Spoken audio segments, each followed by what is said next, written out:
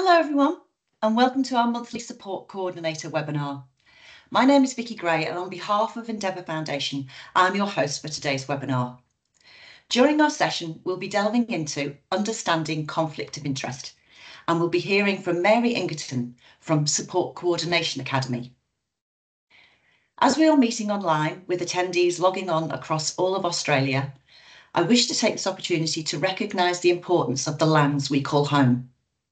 If you would like to honour the custodians from where you're logging in from, feel free to mention the traditional name in the chat. I'd like to begin by acknowledging the Gubbi Gubbi people, traditional custodians of the land on which I'm hosting from today. In the spirit of reconciliation, Endeavour Foundation acknowledges the traditional custodians of country throughout Australia and their connections to land, sea and community. We pay our respect to their elders, past and present, and extend that respect to all Aboriginal and Torres Strait Islander peoples today. Now, I'd like to quickly go over some housekeeping before we proceed. Please note your microphones and cameras are automatically switched off with the duration of the webinar. However, we encourage you to engage with other support coordinators about the topic within the chat. And for any questions you would like Mary to address, please include these in the Q&A. There will be a survey circulated at the end of the webinar if you would like to provide feedback on the session or suggest possible future topics. If you've been here before, you'll know that we give away a free coaching session with Support Coordination Academy. The winner will be drawn at the end of this session. In the chat box, you'll find a link to our privacy policy, so please reach out if you have any questions regarding this. As mentioned earlier, during this webinar, we'll be delving into understanding conflict of interest. Our presenter today is Mary Ingerton from Support Coordination Academy. And shortly, Mary will be diving into what a conflict of interest means, the responsibilities for managing a conflict of interest, and strategies to support a participant to have choice and control. But before handing over to Mary, it's my pleasure to introduce you to Kirsty Watson. Kirsty is the Manager of Quality, Legal and Governance here at Endeavour Foundation.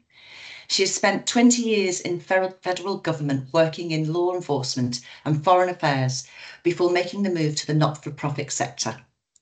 Kirsty's passion is supporting frontline workers to provide quality services by providing them the advice they need to do their important work and supporting Endeavour Foundation to meet its legal obligations.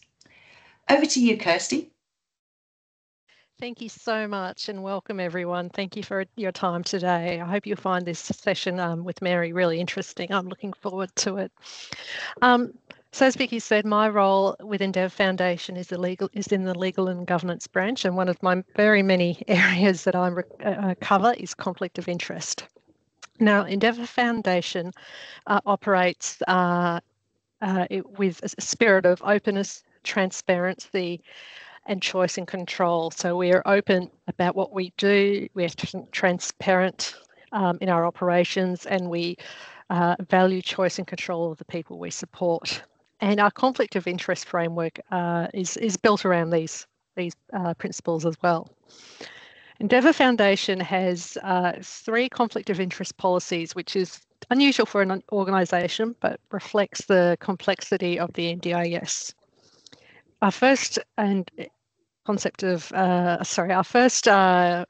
of interest policy relates to the traditional concept of conflict of interest, which Mary will deep dive into with you, and that is relevant for all staff, all volunteers, all directors, anyone involved officially with Endeavour Foundation, and it requires everyone to declare any conflict of interest, and which may be an ethical conflict, financial, business or personal relationship or activity, which may be an actual relationship or a perceived relationship, and may be an actual conflict or a perceived conflict with their obligation to Endeavour Foundation.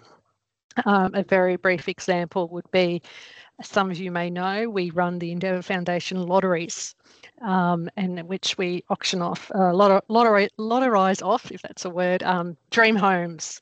A conflict of interest may be that someone in our lotteries team husband was a builder, and they were awarded the contract to build one of our homes, we'd have to ask, is that a conflict of interest or is it a perceived conflict of interest? We also have a NDIS specific policy for those of our clients who access multiple services from Endeavour Foundation. So, for example, if they receive in-home supports from us, but also work in one of our business solution sites. The purpose of that policy is to ensure that the clients have all their options fully explained and clear to them, and that they are exercising genuine choice and control when they're choosing to accept services from multiple parts of Endeavour Foundation. And then we have a support coordinator conflict of interest, which is quite similar to our overarching conflict of interest, but as you can all understand, it also expressly calls out conflicts that a support coordinator may experience, such as, being able to show full recording of why you chose to refer to certain providers, that you didn't have a conflict with those relationship with those providers. However, in Endeavour Foundation and under our policies, an actual or perceived conflict of interest does not mean the activity or relationship has to end or that employment with Endeavour has to end. We would rather work with the person to ensure there is no negative impact on themselves or Endeavour of maintaining the relationship or activity. So we may decide that either no, it is a conflict of interest, so you can't award your husband the building contract. But if it's a minor thing or it's more a perception, we will put actions in place to ensure that there is appropriate separation between the worker and the relationship or the activity. And so that's probably doesn't mean a lot now, probably mean more after you've heard from Mary, who I will gratefully hand over to now, and enjoy the session, everyone.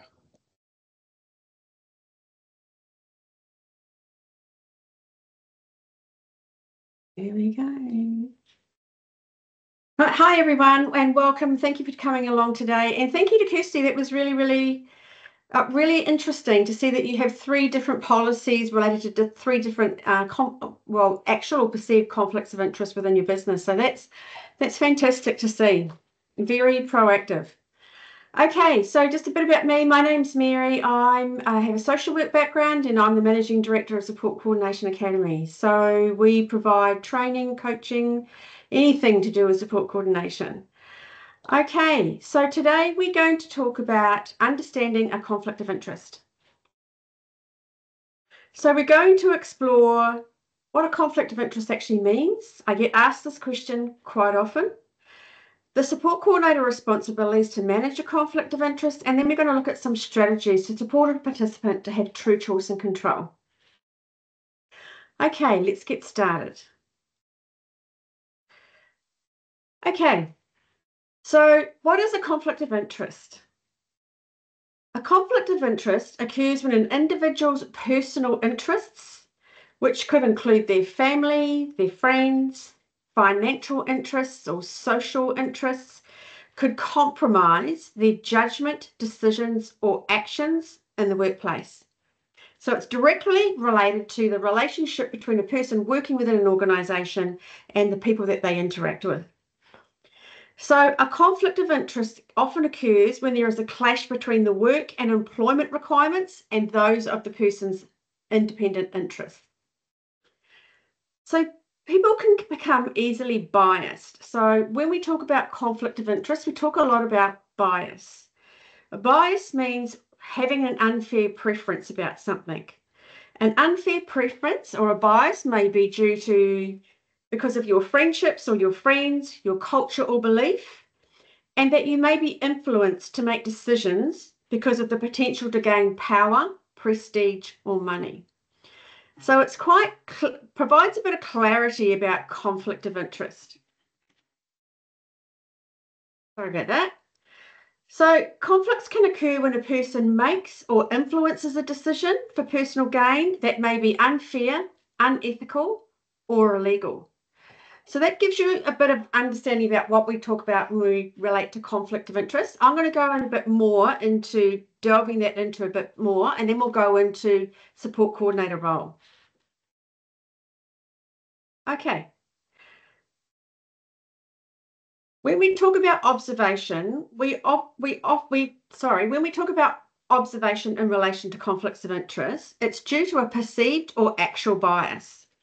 So perceptions happen when someone observes something, as in someone's behavior or actions, and they come to the conclusion that there is a conflict of interest. It is important to note that in these situations, appearance is as important as the reality of the situation. So what someone perceives is just as important as, so a perceived conflict of interest is just as important as an actual conflict of interest. This is why having really clear strategies to disclose a conflict of interest is really, really important. So disclosure of a potential conflict of interest does not make it an actual conflict of interest, but it does provide a process to eliminate or reduce the perception of a conflict of interest. Disclosure of an actual conflict of interest does not remove the conflict. It more helps to get the conflict out in the open so that people can properly address it. Being transparent becomes very, very important when dealing with both actual or perceived conflicts of interest. So hopefully that provides a bit of clarity. So it's more about understanding if someone might actually perceive that there's a conflict of interest, or there might actually be a conflict of interest that has happened. So both of those are just as important as each other. Okay, let's have a look at support coordinator role in the conflict of interest. So in the context of providing a support coordination service within the NDIS, a conflict of interest can occur when a support coordinator has competing private and/or professional interests, which creates a perceived or actual bias when referring and linking your participants to supports and services. The bias may involve a perceived or actual financial gain from the referral and engagement of the services, a perceived or actual assumption that the participant has not been supported to make an impartial or informed choice about the supports and services being recommended, or a breach of professional and or ethical boundaries, including a breach of the NDIS Code of Conduct. So the NDIS Code of Conduct clearly states that all providers who utilise a participant's NDIS funding or provide services that are purchased through NDIS funding are bound by the NDIS Code of Conduct. This includes registered and unregistered providers. So it's very, very important to be aware of as a support coordinator. All providers are required to ensure their workers are aware of their obligation to declare a conflict of interest and inform people with disability when they have a conflict of interest that may impact the supports and services that they are provided with. So these are the three areas that I'm actually going to cover today, and then I'll provide you with some examples to help you embed it a bit better. Okay. So let's look at some of those examples. So these examples are relevant when a support coordinator has a competing private and or professional interest, which creates a perceived or actual bias when referring and linking a participant into supports and services. So as a support coordinator, that's part of our main role. A main part of our role is understanding a participant's unique and individual situation, understanding their goals and how they want to achieve their goals, what that will look like. And then we do a lot of research to understand how we can find services that are a good match to the support that they need. So this is around when we start to do that research, but it's also about when we're linking in those supports and services. Okay, so let's have a look at a participant is overly influenced to choose one provider over another, and there is a perceived or actual financial gain from the referral or engagement of the service. So I'll provide you with an example. So say, for example, a participant is referred by a support coordinator to work with a family member, or a support coordinator provides services for their family member. Both of those are the direct conflict of interest. Say a support coordinator works for an organisation that also provides other services, very similar to what we were talking about earlier. These could be therapy services or support workers, plan management, and they are pressured by their organisation to refer participants to their service. So this is a conflict of interest that I hear from support coordinators all the time, especially when they're working if they're working for an organisation and their organisation has support coordination and other services. So they might provide support workers, or they might have therapists, or whatever that might be. I've talked to a number of support coordinators who have said to me, I get a lot of pressure to refer participants to our service. That is a direct conflict of interest. So a support coordinator offers to be a support worker for the same participant, or a support coordinator and an OT for the same participant. This is another example that I've heard of quite often. So I got contacted by a support coordinator the other day and said, I'm working with a participant and they have an occupational therapist who also wants to be their support worker. So we talked a lot about what a conflict of interest is and how they could manage that situation. Okay, let's have a look at some other examples. A perceived or actual assumption that the participant has not been supported to make an impartial and/or informed choice about the supports and services being recommended. So a vital part of the support coordination role is ensuring that participants have true choice and control. So true choice and control comes when we set up the systems and processes and to enable that choice, informed decision making to happen. So let's look at some examples. Say a support coordinator knows a provider that they have worked with and get on with really, really well, and they refer a participant to this service, and they could be getting financial kickback from that service, or they might even just refer to that service because they know them, and they're not even considering any other service options that might be available or are a really good match to that person's support needs. That could be a perceived or actual conflict of interest. I'll give you another example. So say a support coordinator offers the same limited number of service options to a participant because they are the providers that they know and they've worked with them before and they think that they're good providers, which has worked really well for other participants that they support, and again, without considering the participant's unique support needs and situation. So this is not the same as living in a rural area and not having choice of providers. This is about not taking the time to understand a participant's unique support needs and finding providers that match those specific criteria. Yeah? Okay. Let's have a look at another example.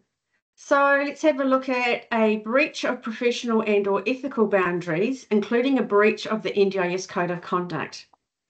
So this really, the NDIS Code of Conduct, especially I suppose in relation to support coordination, they refer to sharp practices. And you probably would have heard that terminology before.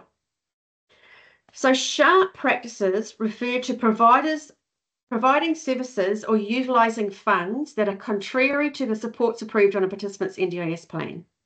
So asking for or accepting additional remuneration for services provided, misleading or deceptive conduct, including coercive or exploitative conduct. Okay, so I've given you examples of those three specific areas. What I'm going to go and do now is let's have a look at some strategies to actually manage a conflict of interest.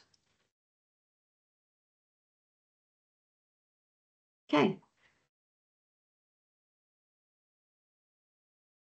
So it's a support coordinator's role to ensure that a participant has true choice and control over the supports and services they are linked into. This is by supporting a participant to make informed decisions about the supports and services that they choose to engage. So this comes back to the safeguarding role of a support coordinator. So this acknowledges the vulnerability of the people that we provide support coordination to, and again is reflective of the safeguarding role that support coordinators have as an intermediary between the participant and the NDIS. So just to explain intermediary, I'm sure most of you know what that means, but as a support coordinator, you're like an intermediary between the NDIS and the participant. And that's why we have NDIS reporting to update the NDIS about a participant's unique needs and situations, especially when things change. But it's about that we're the connection to the participant that then supports them to access the NDIS. Okay. So let's look at some strategies. So before a support coordinator links in supports and services for a participant, they must first take the time to unpack and understand a participant's unique situation and disability-related support needs. This includes how and when services are to be delivered. This helps us to really understand it from the participant's perspective, do that really good person-centered planning, understand what's worked well before, what hasn't worked well before, but also to understand a person's priorities and pressures from themselves. This really then helps us to target our research. So we research and identify service options that meet the specific criteria for a specific support. The recommended, or what we talk about as best practice, that if and wherever possible, always offering at least 3 options for a participant to have a look at, based on the criteria when you've drilled down in relation to a support. So say you're working with a participant and they might be looking for speech pathology. So there's so much variety of speech pathology. What you need to do is understand that participant's unique support needs. So what kind of speech pathology? What is the specific purpose that you need that speech pathology? How often? Where do you want that service? Do you want it in the community? Do you want it within the home? Do you want it within a speech pathology centre? How often? Is there travel involved? What days of the week is more relevant for that person? What kind of skills or experience does that speech therapist need? So by drilling down and understanding the specifics around that person's unique situation and the personalised support that they need, this really helps us to target our research. Once you've identified a minimum of 3 options, and that would be best practice, then a support coordinator's role is to support a participant to explore those options so that they can make an informed decision of the provider they wish to engage. So when I talk about exploring those options, it's every single participant will be different that you work with. But some participants will be quite independent and will be able to do some of that research themselves, contact providers, ask questions. Or it might be around working with a participant to build their capacity and understand what it is that they're looking for a service, and then supporting them to contact those services. And you might do that together, or then you might do that independently. For some participants that you work with, you might need to do that on behalf of a participant because they don't have that capacity. But again, it's about supporting that participant to understand what a good quality service is, and also understanding what is it that they need from a service. A support coordinator will then document how they have supported a participant to make informed and unbiased decisions. And this is the most important part to managing any perceived or actual conflict of interest. This also includes documenting why a participant has chosen a provider or has chosen not to engage a service provider. So there's a number of ways that a support coordinator can do this. Support coordinators, okay, so documenting how you've offered choice and control, or how you've managed a conflict of interest. So documenting why a participant has chosen a specific support or service within case notes is basically the standard practice that support coordinators will use. So this is to evidence as a support coordinator how you have supported a participant to make informed and unbiased decisions about the services a participant chooses to engage. This includes the provider options offered, how you supported a participant to explore each option, and why they chose a specific provider. So this is especially relevant in situations where a participant is offered a range of service provider options, including a provider who the support coordinator also works for, or there are only limited provider options available based on the support criteria required by a participant. So when I'm talking about evidence in this in your case note, so it's really about you might, that the criteria that a participant requires might be so specific that there's really only one provider available, especially if you live in rural and remote, or if it's a very specialist service that the participant needs. It's about documenting that within your case notes and evidencing evidencing the services that you're offered, why they've been offered that service, why they've chosen that service, or why they've chosen not to use that service. So a support coordinator also uses person-centered planning tools can use person-centered planning tools to document the processes used to understand a participant's unique support needs and how they've supported them to make informed and unbiased decisions about providers they engage. So when you're using person-centered tools, like we have what's called a plan unpacking guide, and it's part of the software that we use. Person-centered planning tools actually, it helps to build the capacity of a participant to understand what they need from a service provider, but it also helps them to understand what a quality service looks like and the questions they can ask to set themselves up for success. So person-centered planning tools really develop a holistic focus or holistic picture of a participant's situation. And it really helps a participant gain insight into what their support needs are, but it also helps them to start to then form questions that they can ask providers. It also helps them to understand what a quality service looks like, as well as have really good realistic expectations about what that service can provide. Okay. So if a participant has limited capacity to make independent, informed decisions and doesn't have a nominee who can act on their behalf, then linking the participant in with an impartial support person or a formal advocate to act on their behalf to evidence how a perceived or actual conflict of interest has been managed. Another strategy to use is including a conflict of interest statement within a support coordination service agreement. And for me, this is a fundamental statement that should be in all support coordination agreements.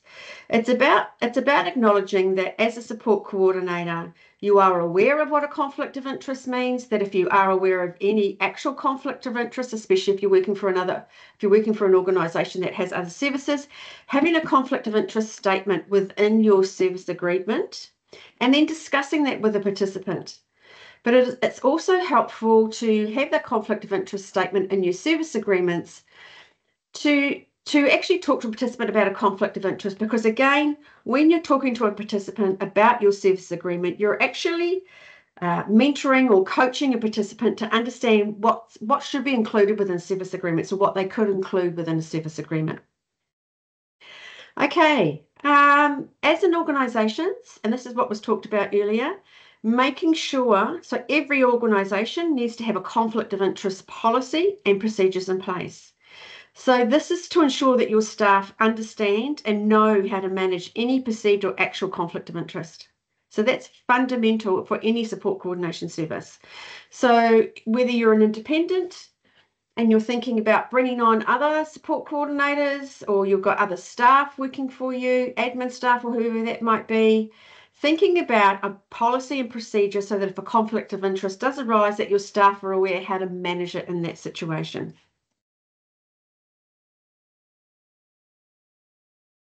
Okay, where are we at? We're doing well.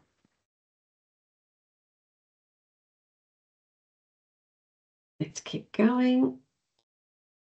Okay.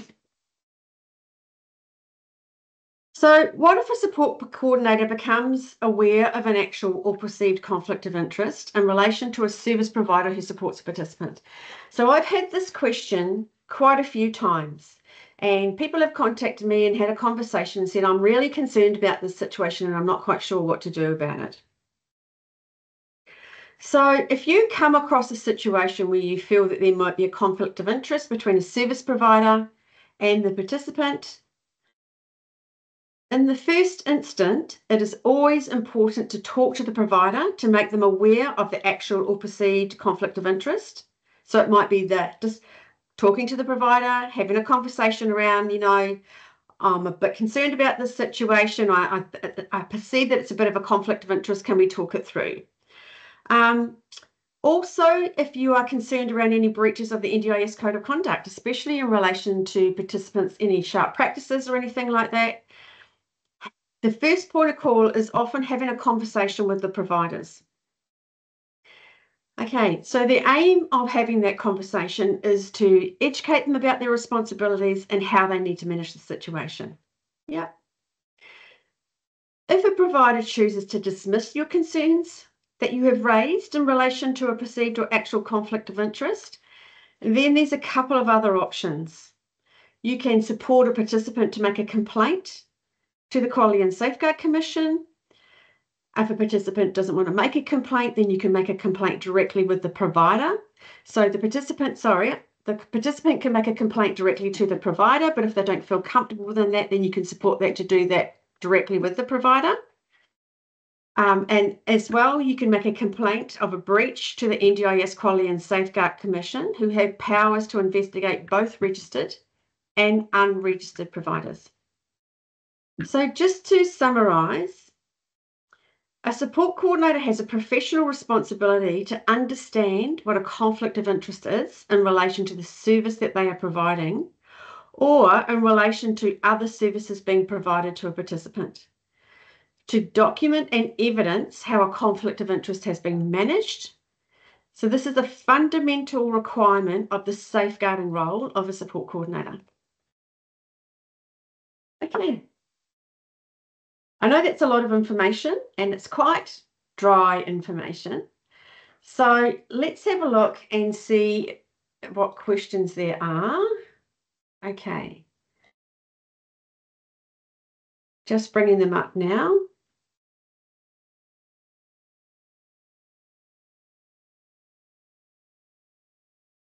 So just to confirm, Vicky, am I looking in the Q&A or the chat? Yeah, we should have some in the Q&A. If let me just have a little look as well. My actual Q&A bit has just popped out a second. So yeah, my Q&A is not actually. You gotta love IT. My Q&A is just going round and round and round and round and round. But the chat's actually working, so I might just look in the chat if that's okay. Yeah, for sure. Yeah. Okay, so I'll go straight up to the top and start from there. Okay, here we go. And this is Kirsty. I can see the Q&A. Would you like me to read them to you? I'll have another go and see if it works. Okay. Mine's, okay, now it's starting to come. Now, there you go, it's just loaded. Okay, do you have an example of a conflict of interest statement that can be included within the service agreement? I probably do have a conflict of interest statement, but I think, Lorraine, it's really important to think about it from your own organisational perspective. So whether you're an independent or whether you are working in an organisation that has other services. So I think your conflict of interest statement is more about your own situation as a support coordinator and the environment that you work within. So if there could be a perceived conflict of interest due to you working for an organisation that has other services, then you could put that within your service agreement. So you could make a statement like, we acknowledge that our support coordination service is only one service of other services within the same organisation that could be perceived as a conflict of interest. This is how we're going to manage that conflict of interest. So having a strategy or a procedural process about how you'd manage that. But also a generic conflict of interest statement would really talk about that you're aware of what a conflict of interest is, give a bit of an explanation about your understanding of conflict of interest, and just saying that you have policies and procedures in place that if a conflict of interest was identified, that you have policies and procedures in place to manage a conflict of interest, but also that if the participant ever was concerned about a perceived or actual conflict of interest, that this is the process that they can follow to notify you of the situation. So something really simple as that would be quite effective. Hopefully that's helpful, Lorraine. Okay. If a support coordinator has found a provider who is excellent in service provision, can they recommend this to the participant? There is no financial gain for the support coordinator. Okay, really good question. Look, if you found a service provider that is really, really good in what they do, they provide an amazing quality service, that's fantastic, because that's a really good person to have on your books. And look, within our software, we have a service provider library, and we when we find providers and we're doing our research, we put them in the library so we can share them across the team, which is fantastic. And we rate them. So we have a quality scale or a strength scale that we rate them against. So that really helps us to see what are really, really good providers and why they're really, really good providers. So it helps to cut down that admin time with the research. The most important thing, Lorraine, is really, and for everybody, is to really think about what is the work that you've done before you do that linking. So it's not just about going, oh, okay, so here's the funding, this is the support they need, this provider's really good, I'll link them in with them. Our role as a support coordinator is that we need to do that person-centered planning. So we need to delve deeper and go, well, what are the unique characteristics that the person requires for that to be a really good quality service? So what type of service do they need? What are the skills and experience that they need from that service? What are the goals that they want to achieve, and how do they want to achieve those goals, and can that service provider support them to do that? So there's a number of things that you need to explore, because that informs your research, and that will inform which providers that you offer to a participant. If the provider that you say that is amazing meets that criteria, absolutely you can recommend them to the participant. But it's about saying, are there any other options available as well? Can I give how do I support the participant to have choice and control? And again, there are challenges with rural and remote and some services, especially if they're really unique services, but it's about documenting, excuse me, and evidencing the services that you've offered and why you've offered them. Okay, I'm going to keep going. Okay, Kate, you may well cover this in the session, but asking now so I don't forget, is it enough to file note COL mitigation discussions with participants' families and what providers are discussed and chosen, or does it need to be documented on a specific form? Really good, Kate. I'm assuming you're saying to file note, yeah. So pretty much most of the time you will just need to file note it. There's no specific form around conflict of interest. It's really around evidencing within your case notes how you have managed the conflict of interest. So when I'm talking about evidencing in your case notes, it's the discussions you have with families or participants, the extended network, the support network. So you might be in a stakeholder meeting, and there might be a specific service that has come up, and another service provider has recommended another service provider, or a service that they're aware of that is really good. It's still about doing your research, but it's about understanding the unique characteristics of the person's unique situation, and then basing your research on that. And then within your case notes, identifying the providers, why you've chosen those providers, and then offering the participant to have choice and control over that. I know I've worked with a number of participants who have said to me, oh, look, you know what you're doing. You just go and you just go and find the providers. I trust you. That's all really, really good. And so I talk to them about saying to them, look, these supports are for you, they're not for me. I think you need to understand for yourself and be able to explore and build your capacity as well to understand how to look for really good quality providers and what you should be looking for, and also building confidence to actually ask those questions if things don't go well. So I suppose I have really good conversations with participants around that, and really bring it back to that capacity building, that skill development, that knowledge, and building that confidence.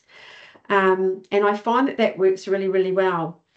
Sometimes I've only been able to find one provider, especially when they need a specialty therapy service, when they need someone, for example, for like speech therapy in the community, at home, very specific goals, very specific skills that this person needed in relation to the functional impact of their disability. and also within a short time frame. So based on that criteria, we were only able to find one provider. Very luckily, it was a very good quality provider, and we were able to link the participant in with that person, and it's been incredibly successful. However, we are very clearly documented why we were only able to offer one provider. And then we also set up a really good structure with that provider around,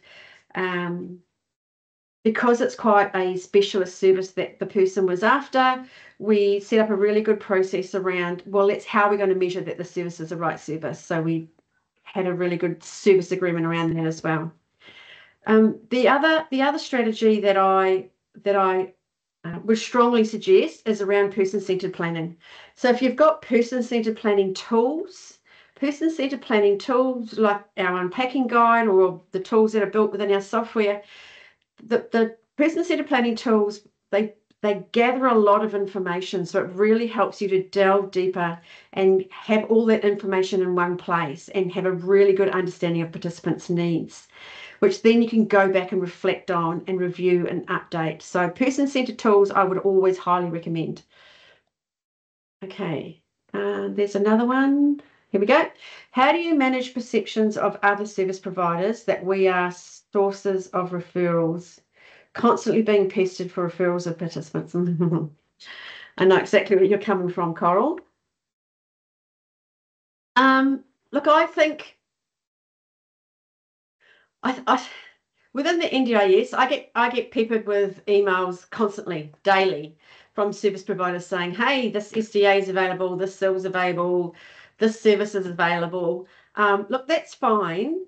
If you're getting specifically contacted by a provider and getting pestered to refer participants to them, I would be having really, really good conversations with them around your role as a support coordinator and how you support participants to have choice and control, and that if you're working with a participant and that their specific and unique criteria matches to their service, that, yep, thank you for making me aware of the service. I would definitely let a participant know that that service would be available. But again, it's coming back to that criteria. So I would really be talking to them about how you do that person-centered focus around offering that choice and control to participants. And I think that will really help the provider understand a bit more about how those referrals are made. Okay, Amber, with the new implementation reporting guidelines for support coordinators with the NDIA, how are others advising the perceived or actual conflict of interest and the strategies to manage these? Currently, we are a provider in a regional area and we have several different services we offer, such as support coordination, plan management and programs. We have been advised that this is a conflict of interest, even if the participants have exercised choice and control. Any recommendations on managing this perceived conflict of interest by the NDIA? Absolutely. I've got lots of suggestions. Okay.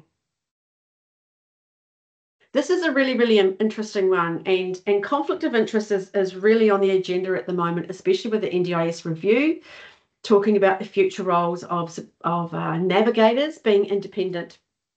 And this is where a lot of perception around conflict of interest comes with the NDIA. So what I would strongly suggest, Amber, is having really clear policies and procedures around conflict of interest, especially like we were talking talking about in the beginning of the presentation, having really, really clear policies and procedures around conflict of interest, the way that your support coordinators are trained to manage conflict of interest, making sure that they are offering at least 3 options or being very clear about the specific criteria, documenting that criteria and documenting why they've offered them and not offered services.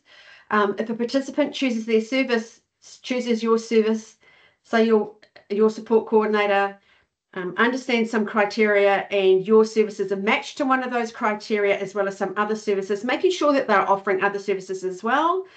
And if not possible, documenting that they have explained to the participant around the conflict of interest and that they can make informed decisions is the most important thing.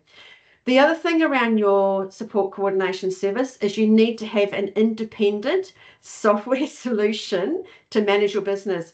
So I talk to a lot of support coordination organisations who have that work for organisations that have other services as well, and they're all using the same system, which is a huge conflict of interest.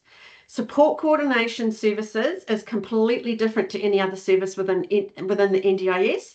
Same with psychosocial recovery coaching. It needs to have a completely separate system so that the information is confidential, so that other people within the organisation can't see a participant's case notes or see a participant's plan, all that information. So that is another really clear way to evidence to the NDIS that you are managing a conflict of interest. Hopefully that really helps. Feel free to email us at info@SC Academy if you want to talk further about it, Amber. Okay, conflict of interest. Oh, thank you, Kate. I kind of saw COL. Okay. Huang, let's have a look. Okay. I've encountered a situation where the nominee's guardian also provides the service to the participant. Is this a direct conflict of interest? This is an enduring guardianship for an elderly father of the participant. I would need to understand the situation, Huang. Encounter a situation where the nominee's guardian also provides service. Okay, so the NDIS is very, very clear that the NDIS is not a replacement for income support, and the NDIS is very clear as part of the reasonable necessary criteria that they do not, so that part around the reasonable necessary criteria when they talk about informal networks.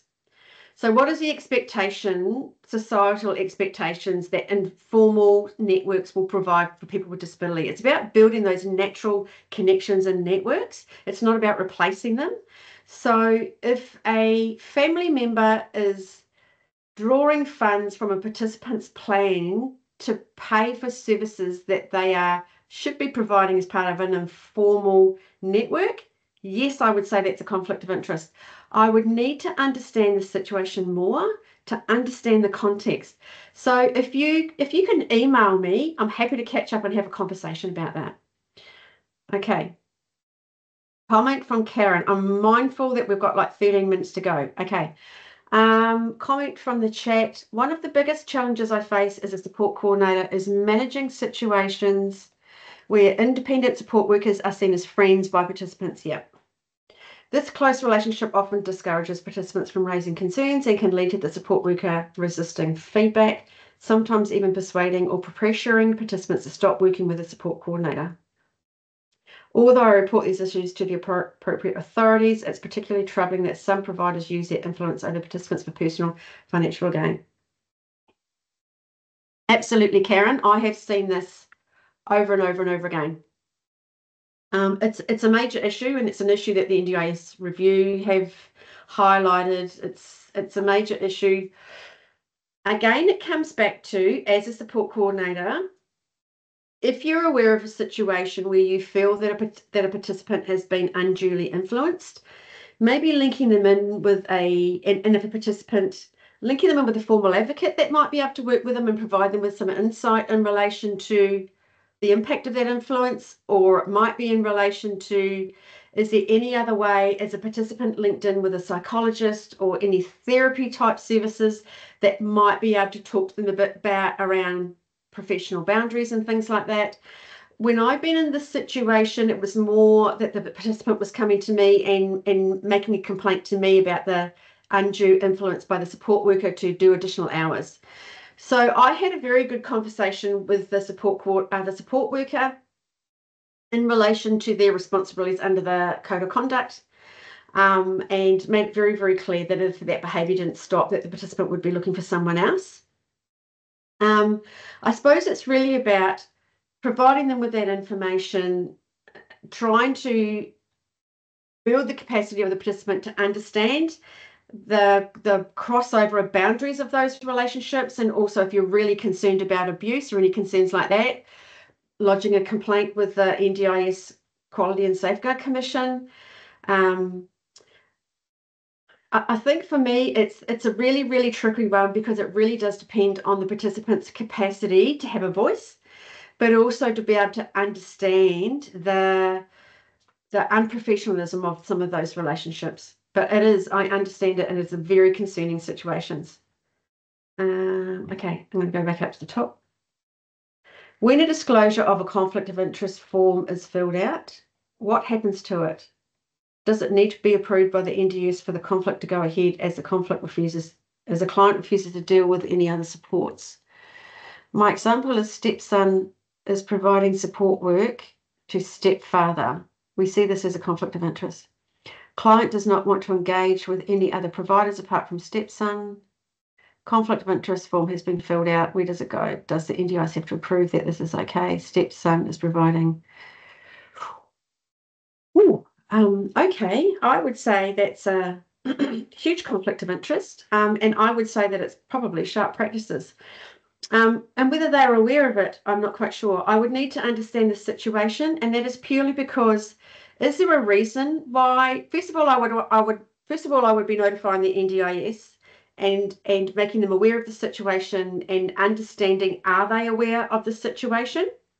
Because there has been situations when the NDIS has actually agreed to fund a family member to care for their person with disability when they have very severe and complex disability-related needs, and there are no other support networks or systems or services available. And it's about that person while they transition to another service provider. So I know that there have been situations, very unique situations, especially rural and remote, especially very, very high and complex support needs. So first of all, I would contact the NDIS and ask them to talk to a planner, LAC. Are you aware of the situation? Acknowledging that it's a conflict of interest, that you have concerns about it.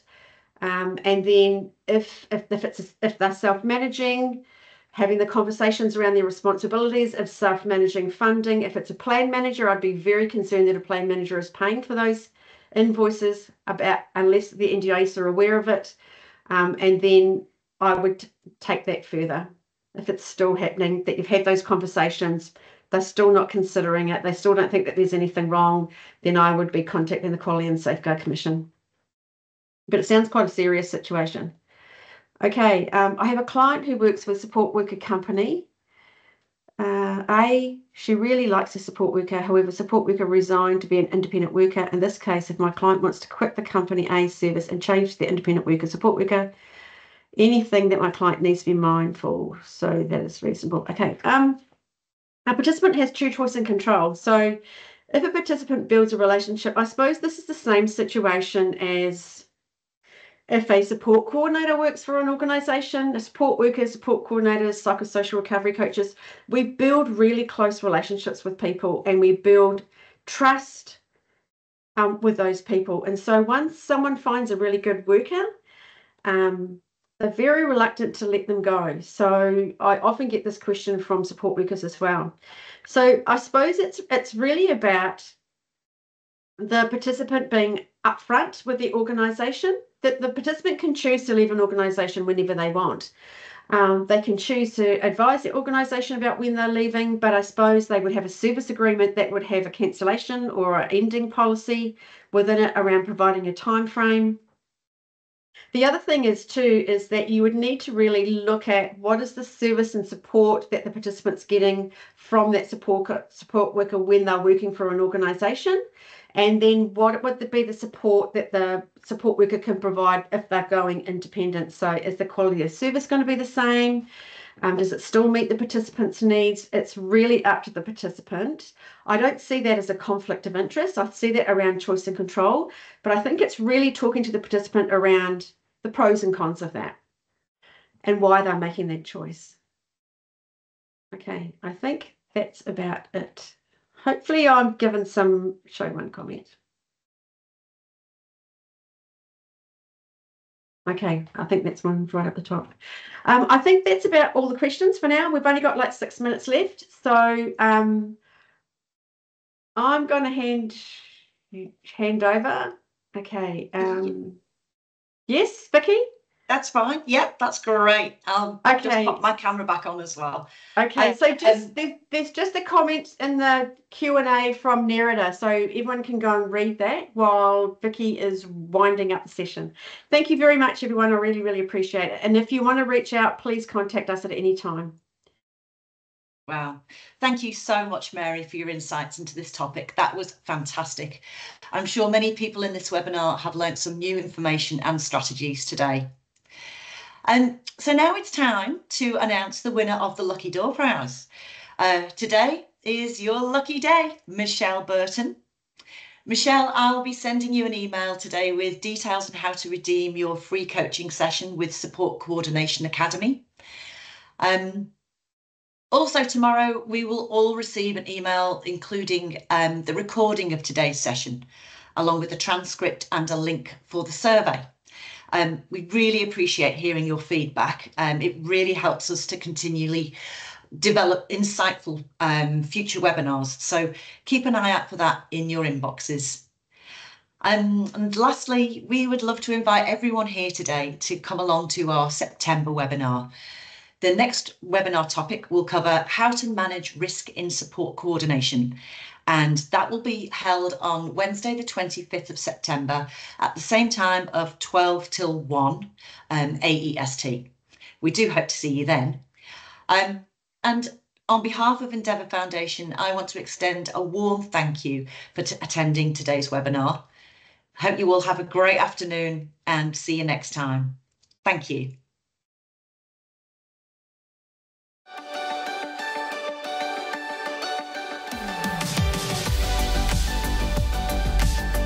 Hello everybody, welcome to our Learning and Lifestyle Hub. This is where we make learning fun. Hi, my name is Andy. I love making Mexican. One day I'm going on MasterChef.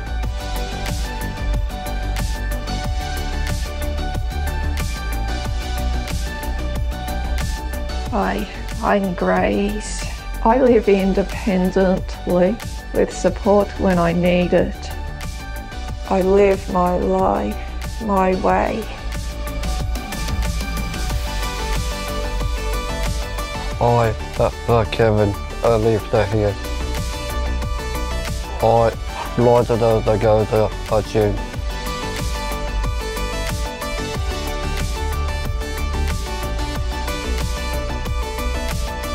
Hi, I'm Tisha. I love my life. I got the garbage shop. The high, the good. I'm Clayton and I love rugby league. I'm normally kicking the footy around in my backyard. This is my home. This is my life. This is my community.